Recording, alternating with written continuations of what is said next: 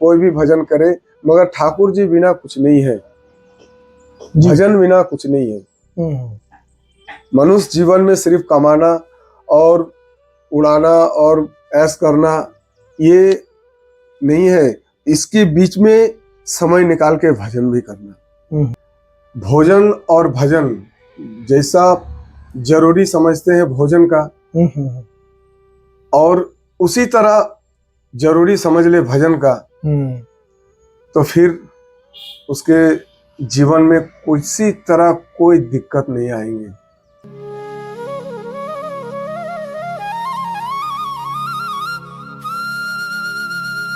राधे राधे आप सभी भक्त बंधुओं को। संत मिलन को चालिए तज माया अभिमान, यो यो पग आगे बढ़े कोटि यज्ञ समान। जैसा संतों के श्री मुख से ही यहाँ पे सुना है, आप सभी भक्तगण या अन्यत्र जगह से जो भक्त आते हैं वो संतों के दर्शन तो करते हैं यहाँ पे, लेकिन एक गलती हो जाती है, क्योंकि संतों से मिलने का एक नियम रहता है। जब भी आप किसी संत भगवान के दर्शन करने जाएं तो अपना अहम, अपना जो भी आप हैं अभी उस जगह को त्याग कर बिल्कुल मस्तिष्क को एकाग्र करके संतों के दर्शन करने चाहिए, तभी आपको कुछ मिल सकता है। और आज मैं एक और संत महाराज जी के दर्शन कराने वाला हूँ, जिन्होंने अपने हाथ से एक कुटिया बनाई ब्रज में वास करने के लिए, और उस छोटी सी कुटिया में ही निवास करते हैं। देखिए, संतों का जीवन हमें देखने में बड़ा हो सकता है कि अजीब लगे, या बहुत लोग बोलते हैं कि संत तो आनंद में है, मज़े में है, ऐसा बोला जाता है, लेकिन वास्तव में जिस स्थान पर संत जी रहते हैं उस जगह आपको दिन में रुकना भी बहुत संभव नहीं है। आइए महाराज जी के श्री चरणों में चलते हैं कि ऐसी असुविधाओं के मध्य में अपनी भजन साधना श्री ब्रजधाम में करते हैं। आइए, बस चलिए। महाराज जी दंडोत प्रणाम। जय श्री राधे राधे। जय श्री राधे महाराज जी, दंडवात श्री राधे श्री राधे। महाराज जी, ये तो थोड़ा ठाकुर जी के लिए भोग है, ये थोड़ा सा महाराज जी इसमें दाल चावल चीनी और चाय, छोटी सी सेवा है महाराज जी, स्वीकार करें महाराज। ये छोटी नहीं है, ये सेवा बहुत बड़ी सेवा है। आइए, जी का सेवा है, ये बहुत बड़ी सेवा। तो महाराज जी पहले तो जय श्री राधे जय श्री राधे। महाराज जी, अभी कुटिया आपने अपने हाथों से बना लिए? अपने हाथों से बना लिए महाराज जी। तो क्या मन में आया महाराज जी यहाँ एकांत में ब्रज धाम में निवास करने का, कुटिया बनाने का, कैसे महाराज जी? श्री जी का आदेश, श्री जी सपने में आए, जो श्री जी का आदेश मिलने के बाद हम भटकते भटकते इधर उधर से भटकते भटकते किसी तरह एक छोटी सी जगह मिला, छोटी सी कुटिया बना के अपना भजन कर रहे हैं, और सुबह शाम श्री जी का चरणों में दंडवत और अपना भजन में लगे हुए हैं। नहीं, श्री जी का सपना आया, कहाँ पे आया सपना? घर पे थे जब आश्रम में? आश्रम में थे, हम राजस्थान में थे। राजस्थान में थे। अच्छा महाराज जी। सवाई माधोपुर जी और ईशारदा गढ़ के बालाजी में हम वहाँ पर विराजमान थे। तो उस समय वहाँ पे सपना आया था कि ऐसे सपने आए? गुरु जी का अगले साल, गुरु जी का 1 साल हो गया, गुरु जी का शरीर यहीं छूटा था, यहीं पर। अच्छा। यहीं पर शरीर छूटने का वजह से फिर हम पर सपना आया, गुरु जी भी आए, बोले बेटा तुम आओ, श्री जी का चरणों पर रहो, उनकी सेवा करो, उनकी भजन करो। हमने आ गए, श्री जी का भजन करो। तो महाराज जी श्री जी की कृपा है, श्री जी को बुलाना था, तो सपने को माध्यम बनाया, तब आप यहाँ आए हैं, और गुरु महाराज जी की कृपा है। महाराज जी, गुरु जी का तो आसन कृपा है। तो महाराज जी कब से वैराग्य लिया हुआ है? आज कम से कम हो गया 7-8 साल हो गया। अच्छा, 7-8 साल हो गए। 7-8 साल हो गए। तो इसकी तरफ कैसे मुड़े महाराज जी? कहाँ से यात्रा प्रारंभ हुई थी? क्या कोई घटना हुई थी? क्योंकि आप परिवार में होंगे, मैं वो विषय जानना नहीं चाहता हूँ, लेकिन मुझे तो सिर्फ वो जानना है कि जैसे हम लोग संसारी हैं, पूरी तरह संसार में लिप्त हैं, और उसके बाद में एक सम से यू टर्न प्रभु की शरण में आना, कुछ घटना हुई थी महाराज जी, क्या हुआ था बताना चाहें तो आप? घटना, ऐसा घटना तो कुछ नहीं, बस ठाकुर जी को हम बचपन से ही पूजते थे जी। और उनके पूजा पाठ करते थे। हम्म, और इसके बाद फिर मन बोला, जो मन उठ गया, एक दिन गुरुजी का पास आए। गुरुजी, ऐसा ऐसा मेरा मन बहुत विचलित हो रहा है, हमको आपका शरण में रहना है। तो गुरुजी फिर समझाए, नहीं, पहले तो अपना परिवार में रहो, देखो, सब कुछ करो। जी। तो फिर बोले कि नहीं गुरुजी, एक दो ही रास्ता है, आप तो शरण में ले लीजिए, या तो कहीं हम भटक जाएंगे, चले जाएंगे। तो गुरुजी अपना शरण में ले लिए। गुरुजी का सेवा कर रहे थे, करते करते फिर अगले साल 1.5 साल हो गया गुरुजी का शरीर छूटे हुए। जी। तो फिर शरीर छोड़ने के बाद फिर हम चले गए। ऐसे तो बंगाल से है जी। और राजस्थान में गुरुजी का स्थान है, तो वहाँ चले गए हम। वहाँ जाने के बाद वहाँ रहे साल भर वहाँ रहने के बाद फिर मन विचलित हो गया, जो नहीं, गुरुजी का शरीर बरसाने में छूटे हैं और गुरुजी भी बुला रहे हैं और इधर श्री जी भी सपने दे रहे हैं, या आओ तुम इधर भजन करो। अच्छा महाराज जी। तो हमने फिर सब कुछ उधर से भी छोड़ के इधर आ गए श्री जी का। और श्री जी शरण में आने का बाद हमको एक श्री जी का छत्र छाया में रहने का कुटिया भी इसी तरह हम बना के इस कुटिया में है, भजन कर रहे हैं। बहुत सुंदर महाराज जी, बहुत कृपा है श्री जी की, गुरुदेव महाराज की। जो यही तो कहते हैं, भक्ति की ललक यही होती है कि आदमी कहाँ पैदा होता है, कहाँ भक्ति करता है, और उसके बाद में किशोरी जी शरण में ले लेती है महाराज जी। बहुत कृपा। तो महाराज जी लगभग 7-8 साल 9 साल आपको इस भक्ति लाइन में संन्यास लेने को हो गए महाराज जी। तो कैसा अनुभव रहा महाराज जी पूरा?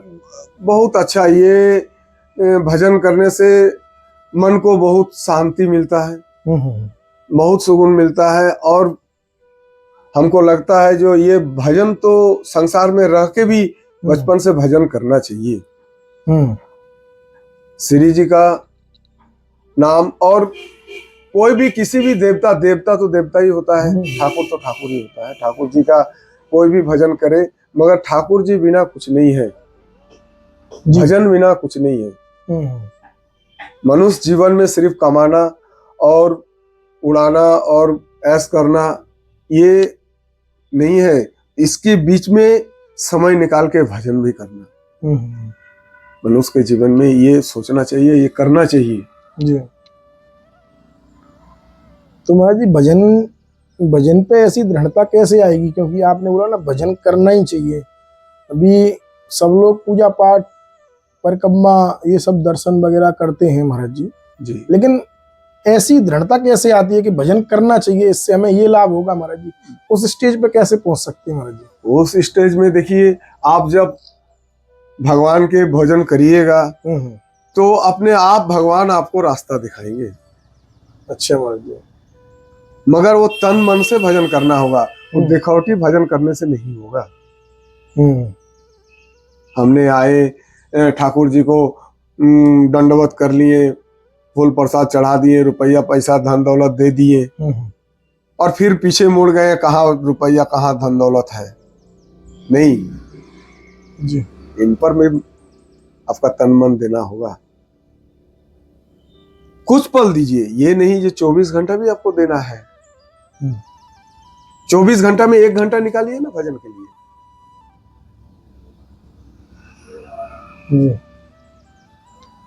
आप जैसा सोच रहे हैं जो आपको कमाने के लिए इतना समय आपको जाना है, तो ये भी एक कमाई है, भजन भी एक कमाई है, ये भी एक धन है।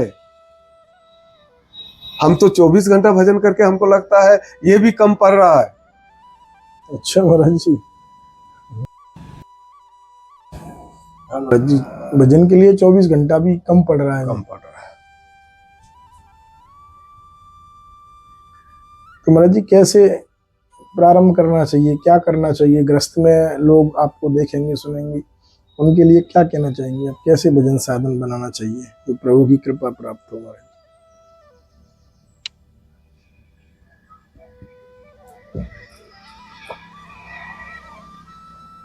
अब ये प्रश्न के क्या बताएं हम जी।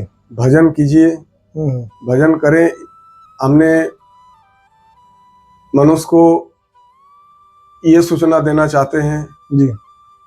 जो भोजन और भजन जैसा जरूरी समझते हैं भोजन का, हम्म। और उसी तरह जरूरी समझ ले भजन का, तो फिर उसके जीवन में किसी तरह कोई दिक्कत नहीं आएंगे। जी। हर समस्या का समाधान है भजन। भोजन तो शरीर का तकलीफ है, अब भोजन ज्यादा पाइए तो आपको शरीर तकलीफ देगा, मगर भजन ज्यादा कीजिएगा ना तो शरीर को आपको तकलीफ नहीं देगा, शरीर को और स्वस्थ रखेगा। वाह महाराज, बिल्कुल महाराज जी, सत्य कहा।